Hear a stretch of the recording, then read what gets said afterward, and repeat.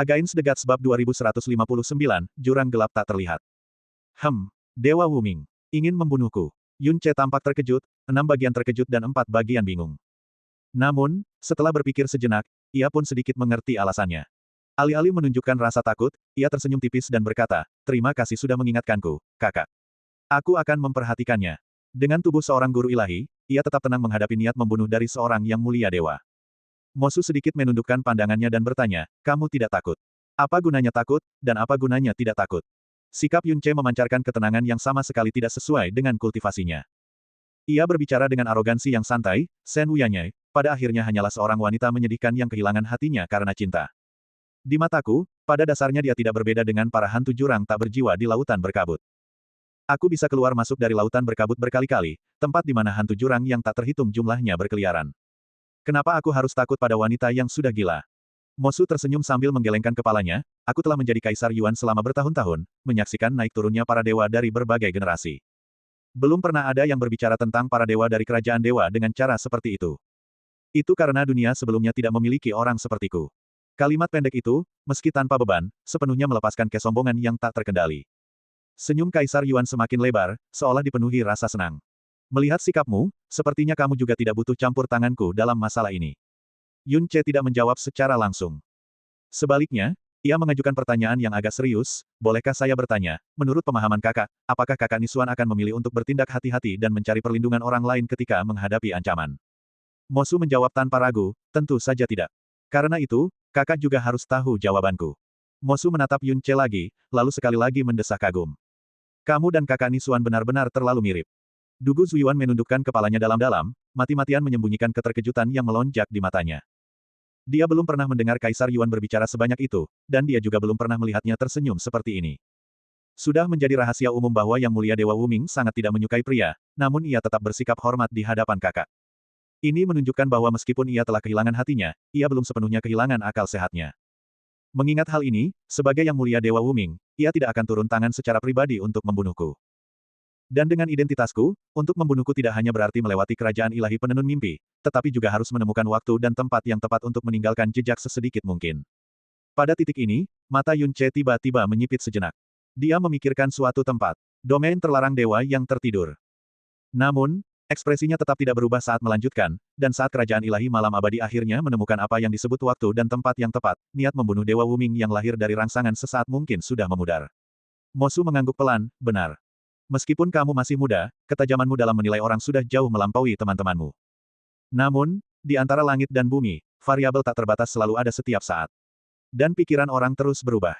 Bahkan di titik tertinggi sekalipun, seseorang tidak dapat benar-benar memahami gambaran utuh atau sepenuhnya memahami hati orang lain. Apakah kamu tidak takut akan kejadian tak terduga, tidak takut akan, bagaimana jika? Yun Ce hanya tersenyum, sama sekali tidak merasa takut. Jika seseorang selalu waspada dan cemas, selalu berhati-hati dan teliti, maka hidup di dunia ini akan terasa terlalu tidak bebas. Bahkan jika aku mengalami kemalangan besok, apapun alasannya, itu sudah menjadi takdirku. Kakak hanya perlu membakar sebatang dupa untukku dan merasakan sedikit kesedihan. Jangan bersedih hati, dan jangan membalas dendam untukku. Biarkan aku pergi dengan bebas, tanpa kekhawatiran atau keterikatan. Kaisar Yuan menatap Yun Ce dalam-dalam. Ia tahu Yun Ce sedang mencoba menghiburnya dengan caranya sendiri. Dulu, saat dia dan Nisuan berkelana di dunia fana bersama, Nisuan mengucapkan kata-kata yang mirip, bahkan ekspresi mereka saat mengucapkannya pun sangat mirip. Saat itu, dia selalu iri dengan sifat Nisuan yang sangat bebas dan riang, dan dia masih iri hingga sekarang. Tetapi, dia tidak bisa, dia tidak layak. Aku mengerti. Ia menatap Nisuan, dan tersenyum sambil mengangguk. Awalnya aku memutuskan untuk meminta Dugu Zuyuan menemanimu demi melindungimu. Sekarang setelah kupikir-pikir, itu malah akan menjadi pengekangan bagimu. Itu memang kelalaianku. Dugu Zuyuan. Yun Ce tanpa bersikap sopan berkata, tidak, kumohon jangan. Itu lebih dari sekadar pengekangan. Itu seperti memasang belenggu yang berkilau di kepalaku. Dugu Zuyuan. Oh, ngomong-ngomong. Yun Ce sepertinya teringat sesuatu yang sangat penting, suaranya tiba-tiba berubah mendesak, segera, sekarang juga, singkirkan indera keilahianmu dariku. Jangan biarkan sedikit pun jejak yang tersisa.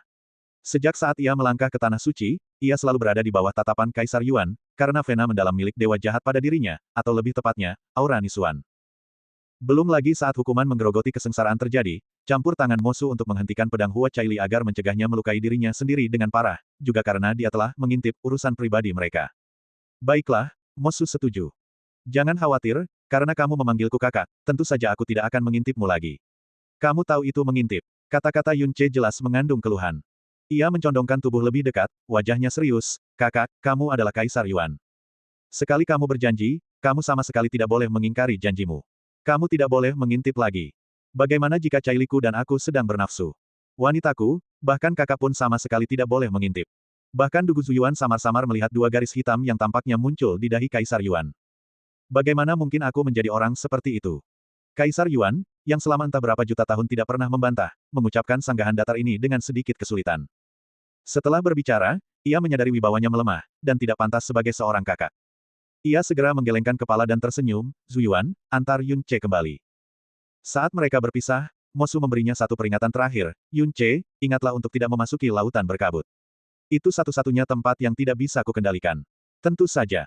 Sekarang setelah aku tahu keberadaan Kaisar Kabut, bagaimana mungkin aku berani melangkah lebih jauh? Yun Ce mengikuti Dugu Zuyuan dan pergi. Memperhatikan kepergiannya, Mosu berdiri diam untuk waktu yang sangat, sangat lama. Hingga sosok Yun Ce turun ke bawah puncak awan Eden, dia sedikit mengangkat kepalanya, menghembuskan desahan lembut yang menghilang ke dalam angin sepoi-sepoi yang jernih. Kakak Nisuan. Bahkan jika dunia hancur, dan zaman berganti, kamu masih memikirkanku, mengirimkan dirimu yang lain ke duniaku. Bertemu denganmu dan Xiao Dai di kehidupan ini, meski penuh duka yang tak berujung dan rasa sakit yang menghancurkan jiwa, tetaplah sebuah anugerah. Setelah meninggalkan puncak awan Eden, Yun Ce masih mempertahankan ekspresi santai dan tenang, matanya masih sempat mengamati pemandangan unik tanah suci. Namun di balik itu, tekanan berat di hatinya perlahan mereda, dan digantikan oleh kesuraman yang tak kunjung sirna. Dugu Zuyuan berjaga di depan dalam diam. Meskipun hatinya dipenuhi rasa takjub yang tak berujung, ia tetap mempertahankan sikap seorang ksatria, tidak pernah bertanya sepatah kata pun. Menyadari suasana hati Yun Ce yang sangat berat, Li Su bertanya, kamu tidak lagi berhadapan langsung dengan Kaisar Yuan. Mengapa suasana hatimu masih begitu berat? Apakah kamu takut indera keilahiannya masih mengikutimu? Tidak. Yun Ce menjawab dengan tenang, karena dia sudah berjanji, dia pasti tidak akan mengintipku lagi. Ia terdiam sejenak, lalu berkata serius, Li Su, apakah kamu masih ingat apa yang dikatakan Dewa Kilin sebelum menghilang di alam Dewa Kilin? Dia berkata, abis ditakdirkan runtuh. Obsesinya adalah hal paling mengerikan di dunia ini, sesuatu yang tidak seorang pun bisa mengubahnya. Hari ini, saat berhadapan langsung dengan Kaisar Yuan, aku menyadari betapa mengerikannya dia, jauh melampaui ekspektasiku. Bahkan bisa dibilang dia telah melampaui batas imajinasiku. Mengerikan. Gumam Li Su bingung. Tapi dia hanya menunjukkan kebaikan dan kepercayaan kepadamu. Lagi pula, aku tidak merasakan niat jahat apapun darinya. Yun Ce tidak membantah kata-kata Li Su, melainkan setuju, tentu saja kamu tidak menyadari niat jahatnya, karena dia bukan orang jahat. Tapi ada tipe orang yang jauh lebih menakutkan daripada orang jahat. Jauh lebih menakutkan. Apa maksudmu? Li Su tidak mengerti kalimat itu. Yun Ce berkata perlahan, kamu pikir dia sangat percaya padaku. Tapi kenyataannya, dia tidak punya konsep seperti percaya atau tidak percaya padaku. Coba ingat-ingat percakapanku dengannya. Apapun yang kukatakan, dia tidak pernah sekalipun mencoba memverifikasi kebenarannya, sepatah kata pun tidak. Sesekali, satu atau dua kali, dia hanya mencari bayangan Nisuan di dalam diriku. Li Su terdiam sejenak. Dengan kata lain, dia hanya peduli dengan aura Nisuan pada diriku dan identitasku sebagai penerus Nisuan. Mengenai apakah yang kukatakan itu benar atau salah, dia sama sekali tidak peduli. Semata-mata karena seperti yang ia katakan sendiri, hidupnya kini hanya tinggal satu hal lagi, tanpa ada yang lain. Inilah yang membuatnya paling menakutkan. Suara Yun Ce melembut, setiap kata menusuk hati, orang jahat yang berbuat jahat tetap perlu mempertimbangkan untung ruginya. Namun, obsesinya yang begitu murni telah sepenuhnya melampaui pemahaman umum tentang baik dan jahat, benar dan salah. Demi satu kemungkinan, harga berapapun dapat dibayar, dan rintangan apapun akan dilenyapkan tanpa ragu. Tidak ada yang dapat menghentikannya, tidak ada jalan untuk mundur, tidak ada pikiran yang dapat mengganggu, dan tidak ada perasaan yang dapat mengubahnya. Li Su mulai sedikit paham, meski tidak mengerti obsesi semurni itu. Aku masih tidak mengerti mengapa dia begitu terobsesi dengan satu orang. Sebagai kaisar dunia, bukankah dia bisa memiliki harem yang terdiri dari permaisuri dan 9 iblis wanita, seperti dirimu? Batuk, batuk, batuk. Yun Ce buru-buru memotong kata-katanya, dan berkata dengan sangat serius, situasiku dan dia sangat berbeda. Bagaimana bisa mereka dibandingkan? Apa bedanya? Li Su mendesak. Apakah karena Pan Xiaodi menyelamatkan nyawanya dengan mengorbankan tubuhnya sendiri? Lebih dari itu, kata Yun Ce. Apa yang dilakukan Pan Xiaodi saat itu, meskipun lahir dari rasa cinta dan kepanikan yang mendalam, mengutamakan keselamatan Mosu, namun, dengan menyebabkan ras iblis kehilangan dua artefak iblis terkuat, dia tidak diragukan lagi adalah pendosa besar yang tidak akan pernah bisa dimaafkan oleh ras iblis. Iblis manapun dari ras iblis berhak membencinya, mengutuknya. Klan ibunya dan kerabatnya pasti juga dipermalukan karenanya. Jika berita itu menyebar, orang luar pun pasti akan mengejek dan membencinya. Ini menunjukkan bahwa Pan Xiaodi adalah orang yang sangat temperamental. Perasaannya terhadap Mosu benar-benar melampaui akal sehat dan kebenaran. Di sisi lain, ayah Mosu, Kaisar Ilahi Penghukum Surga, Moe, demi akal sehat dan kebenaran, begitu kejam sehingga ia tidak ragu menggunakan pedang leluhur untuk mengeksekusi putranya sendiri. Pertentangan dan benturan antara dua ekstrim itu melahirkan Mosu saat ini, yang obsesinya bagaikan jurang tak berujung. Li Su merenung cukup lama, sekali lagi memperluas pemahamannya tentang sifat manusia, lalu mendesah pelan. Jadi, ketakutan dari obsesi yang ekstrim bisa melampaui kejahatan yang ekstrim. Lalu, bagaimana keadaan Pan Xiaodi sekarang? Tanya Li Su. Tidak bisa ditanyakan, dan tidak berani ditanyakan, jawab Yun Ce sambil mendesah. Tapi bisa dipastikan, pasti masih ada sedikit vitalitas yang tersisa yang belum dimusnahkan oleh keinginannya untuk mati. Dan tempatnya sekarang, tidak diragukan lagi adalah, Buayan, yang disebutkan Cai Li. Li Su bertanya lagi, tapi, aku masih tidak mengerti. Jika obsesinya sedemikian murni dan semenakutkan yang kamu katakan, bukankah dia tidak akan punya kepentingan lain? Kalau tidak, bagaimana mungkin ada tanah suci dan 6 kerajaan Dewa Agung saat ini? Yun Ce menyipitkan matanya sedikit, pertanyaanmu tepat sekali. Li Su. Untuk saat ini, Mosu tampaknya percaya bahwa satu-satunya metode untuk membangunkan Pan Xiaodi berada di Tanah Suci Abadi. Mengenai metode apa ini, itu tidak penting. Karena apapun itu, apapun yang terjadi, dia sama sekali tidak boleh diizinkan untuk melangkah ke alam dewa. Untuk mencapai Tanah Suci Abadi, dibutuhkan kekuatan spasial cermin pemecah kekosongan Panming. Dan untuk mengaktifkan cermin pemecah kekosongan Panming, kekuatan 6 kerajaan dewa harus dikumpulkan, termasuk kristal jurang yang dikumpulkan oleh generasi 6 kerajaan dewa agung dan kekuatan ilahi 7 dewa sejati. Karena itulah ia perlu mempertahankan keberadaan 6 kerajaan dewa agung.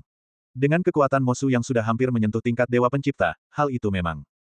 Pada awalnya, Li Su mengira semua itu karena kekuatan Yun Ce terlalu lemah di dunia ini, dan karena jiwanya terhubung dengan Yun Ce, wajar saja jika dia merasa gelisah. Akan tetapi, bahkan setelah Yun Ce bertambah kuat, dan orang-orang yang dihadapi Yun Ce menjadi semakin kuat, perasaan gelisah ini tetap ada, namun tidak pernah berubah. Bahkan setelah memasuki Tanah Suci dan menghadapi Kaisar Yuan yang terkuat di dunia ini, kegelisahan itu tidak bertambah parah. Namun, setelah mengetahui keberadaan penguasa abis, serpihan-serpihan kesadaran yang bergerak samar di dalam dirinya memberitahunya bahwa kegelisahan itu mungkin terjadi karena antara langit dan bumi. Ada tingkat keberadaan yang lebih tinggi darinya. Namun, ia tidak memberitahu Yun Ce tentang pemikiran ini. Seperti yang ia katakan, menghadapi seluruh dunia abis sendirian, ia benar-benar tidak punya energi tersisa untuk menghadapi variabel besar lainnya. Memberitahunya niscaya akan menambah beban pada pundaknya yang sudah sangat berat. Ia berharap pikiran itu hanyalah sebuah kesalahan, dan lebih dari itu, ia berharap sang penguasa abis tetap tertidur dengan tenang dan tidak pernah terbangun. Andai saja ada orang yang bisa membantunya, berjalan bersamanya di dunia ini, dan berbagi nasib dengan tanah airnya. Itu akan lebih baik. Bab 2160, Gerbang Domain Terlarang. Namun, informasi tentang penguasa abis ini tidak sepenuhnya tidak berguna bagiku. Keberadaannya telah menjawab keraguan terbesarku selama ini. Keraguan terbesar. Dalam ingatannya, Li Su belum pernah mendengar Yun Ce menyebutkannya. Li Su, kata Yun Ce dengan sangat serius, dengan semua pengetahuan tentang Dewa Pencipta yang telah kamu peroleh sejauh ini, cobalah sebaik mungkin untuk memikirkan pertanyaan ini. Apakah kamu, atau Dewa Pencipta manapun yang kamu kenal, memiliki metode untuk memungkinkan kekuatan ilahi seorang dewa sejati dapat diwariskan sepenuhnya tanpa kehilangan apapun kepada tubuh manusia? Renungan Li Su tidak berlangsung lama sebelum dia memberikan jawaban paling langsung, tidak.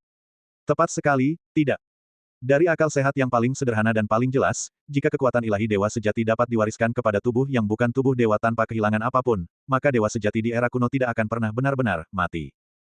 Para dewa yang berdiri di puncak dunia hanya akan bertambah jumlahnya, ras dewa akan meluas, dan pada akhirnya melampaui ras manusia, dan bahkan mungkin mengguncang tatanan jalan surgawi.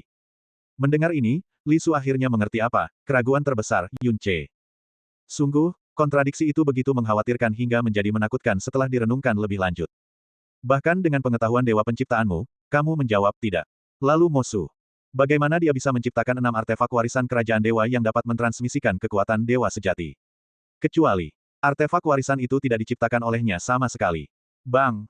Yun Ce yang sedang berkonsentrasi berkomunikasi dengan Li Su, kepalanya terbentur baju zirah perak Dugu Zuyuan. Yun Ce segera mendongak, hanya melihat Dugu Zuyuan berhenti dan berbalik, lalu membungkuk ke kejauhan. Di langit yang jauh, sebuah siluet merah melesat cepat, dan seberkas aura panas melintas ringan, tampak menyapu tubuh Yun Ce. Kemudian, siluet merah itu menghilang di balik lapisan awan tipis. Pada saat itu, Yun Ce merasakan garis keturunan Phoenix dan gagak emas di dalam tubuhnya bergetar secara bersamaan. Apakah itu? Pendeta Ling Xian. Dugu Zuyuan menegakkan tubuhnya dan mengalihkan pandangannya, anak Dewa Yuan, mengapa perhatianmu teralihkan? Yun Ce menjawab dengan tenang, Dugu senior, di mana sebenarnya domain terlarang Dewa Tidur itu? Itu bukan pertanyaan yang sangat rahasia, tetapi Dugu Zuyuan tidak memberikan jawaban yang pasti. Itu adalah tempat terpencil, terhubung oleh formasi agung pemecah kekosongan. Oh, kalau begitu, jika aku masuk, bisakah para senior dari kerajaan penenun mimpiku mengikuti dengan indera ilahi mereka? Dengan begitu, jika aku menghadapi bahaya di dalam, mereka bisa menyelamatkanku kapan saja dan mencegah kecelakaan. Tidak bisa, jawab Dugu Zuyuan langsung. Debu jurang di domain terlarang dewa yang tertidur sangat padat, sehingga menyulitkan indera ilahi untuk menjangkaunya. Selain itu, ada penghalang yang didirikan sendiri oleh Kaisar Yuan, yang secara alami mencegah indera ilahi dari luar penghalang untuk masuk. Jika anak Dewa Yuan memiliki kekhawatiran, kamu tidak perlu masuk. Yun Ce, kalau begitu, aku bisa tenang. Aku mengerti, Yun Ce mengangguk serius. Kalau begitu, bukankah domain terlarang Dewa Tidur ini tempat yang sangat berbahaya? Mengapa Putri Ilahi Malam Abadi bersikeras masuk? Mungkinkah risiko besar disertai dengan peluang besar? Dugu Zuyuan tidak membenarkan maupun membantah, hanya berkata, meskipun ada bahaya, mereka yang masuk umumnya adalah putra dan putri ilahi dari berbagai kerajaan, jadi keselamatan adalah yang terpenting. Setelah masuk, Tanah Suci secara alami akan menyediakan metode penyelamatan nyawa Anda saat di dalam. Anak Dewa Yuan akan tahu kapan saatnya tiba. Kakak Yun. Kakak Yun. Tepat saat itu, sebuah suara halus dengan nada mendesak memanggil dari kejauhan. Suara itu masih terngiang di udara saat sesosok cantik tiba. Hua Caili menggenggam tangan Yun Ce, matanya yang seperti bintang mengamati Yun Ce dengan cemas dari ujung kepala hingga ujung kaki. Kakak Yun, apakah kamu baik-baik saja? Apakah Paman Kaisar Yuan mempersulitmu? Tentu saja tidak, kata Yun Ce sambil tersenyum. Jika Kaisar Yuan benar-benar ingin mempersulitku, sepatah kata dari jauh saja sudah cukup. Kenapa dia repot-repot memanggilku seperti itu? Khawatir Yun Ce hanya berusaha menghiburnya, Hua Caili mengalihkan pandangannya ke arah Dugu Zuyuan. Paman Dugu, Kaisar Yuan benar-benar tidak mempersulit kakak Yun, kan? Kamu adalah ksatria terkuat, berbudi luhur, berkarakter lurus, dan pria yang tidak pernah berbohong. Dugu Zuyuan menjawab, jangan khawatir, Caili kecil. Demi nama Dugu, aku bersumpah bahwa Kaisar Yuan sama sekali tidak mempersulit anak Dewa Yuan. Setelah selesai berbicara, ia menatap Yun Ce dengan tatapan yang sangat rumit. Ini lebih dari sekadar, tidak mempersulit. Itu bagus. Hua Caili menggenggam tangan Yun Ce lebih erat lagi, tampak benar-benar lega.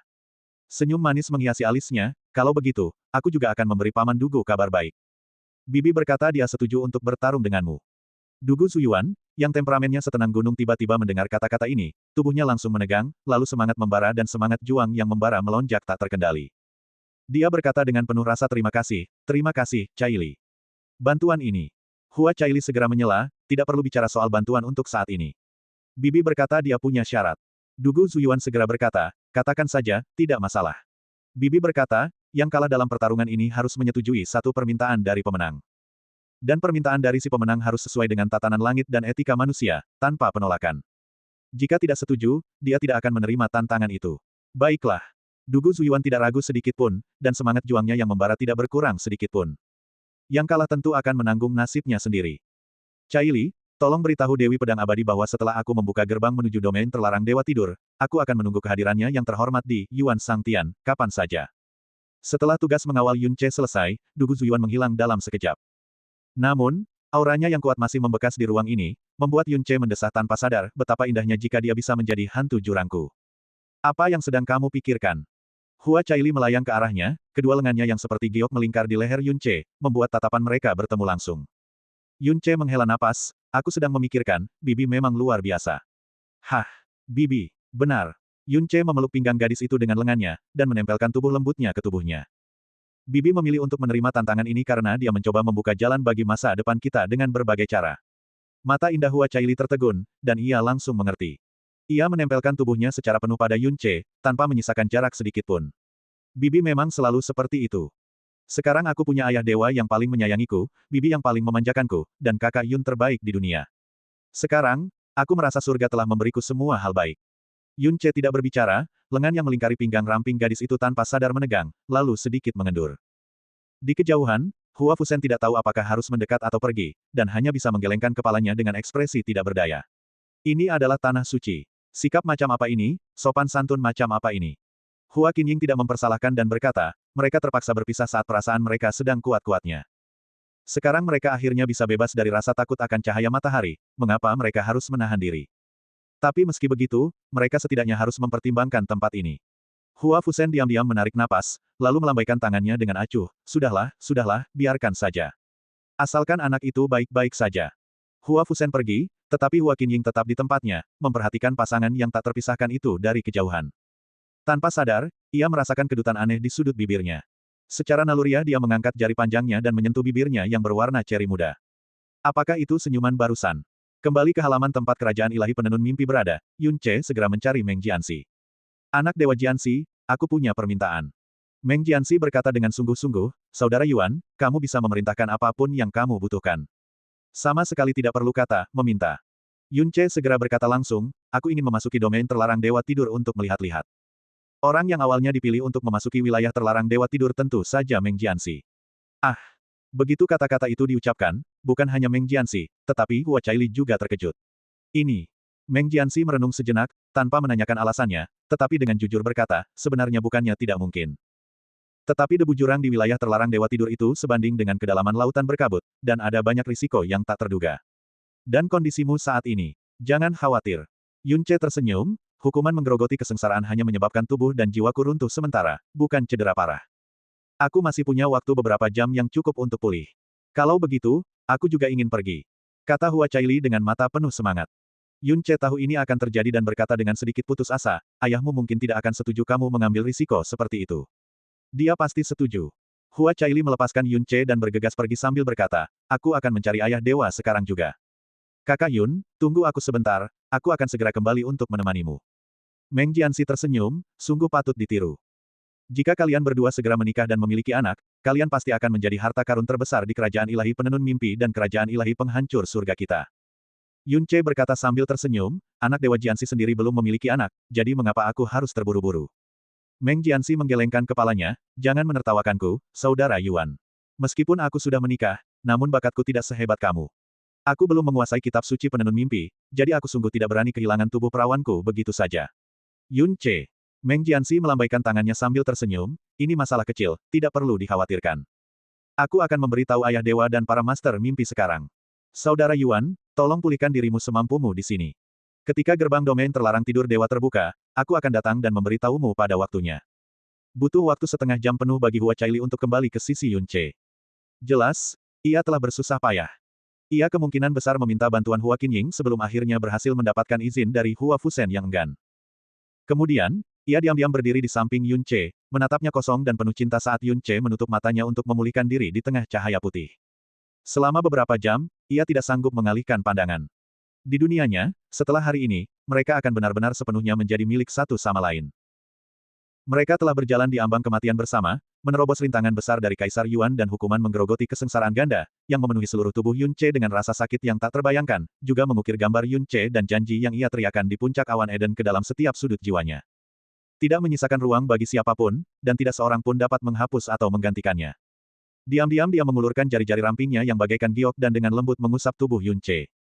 Tatapannya kadang tersenyum, terkadang kabur, dan terkadang dipenuhi kerinduan. Semua itu terpusat di matanya, hanya mencerminkan pengabdian yang tak tergoyahkan hingga mati.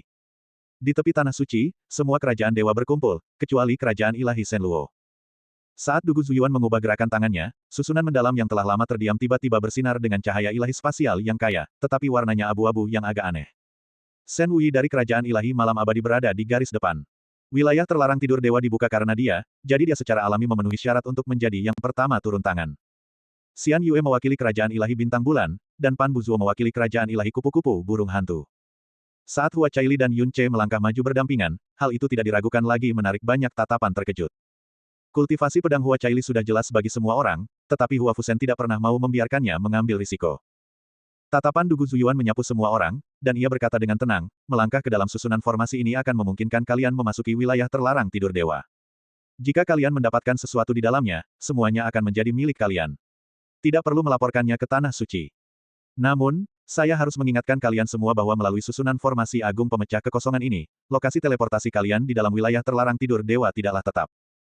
Dengan kata lain, sejak awal, kamu kemungkinan besar akan terpisah dan tidak mendapatkan bantuan. Alis Hua Fusen tampak sedikit berkerut. Dugu Zuyuan mengalihkan pandangannya, dan setelah memastikan tidak ada yang menunjukkan rasa takut atau mundur, dia berkata, namun, mengingat para peserta kali ini semuanya adalah pewaris dewa dari berbagai kerajaan, Kaisar Yuan secara khusus telah menganugerahkan hadiah yang istimewa. Setelah selesai berbicara, dia melambaikan jarinya, lalu 5 cahaya bintang redup terbang ke arah kelima orang itu, kemudian mengembun menjadi manik-manik giok di bahu mereka, beredar dengan cahaya abu-abu redup. Ini adalah giok ilahi pemecah kekosongan yang istimewa.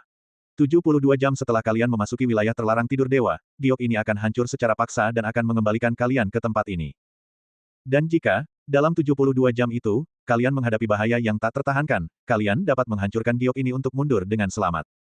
Saat kata-kata itu diucapkan, para tetua dari berbagai kerajaan ilahi merasa hati mereka sangat lega, dan ketegangan mereka pun sirna.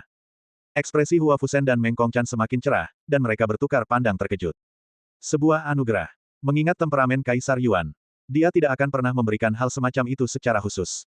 Xian Yue segera berkata dengan penuh rasa syukur, kalau begitu, Dugu Senior, sampaikan rasa terima kasih kami kepada Kaisar Yuan atas anugerahnya. Kami sangat berterima kasih.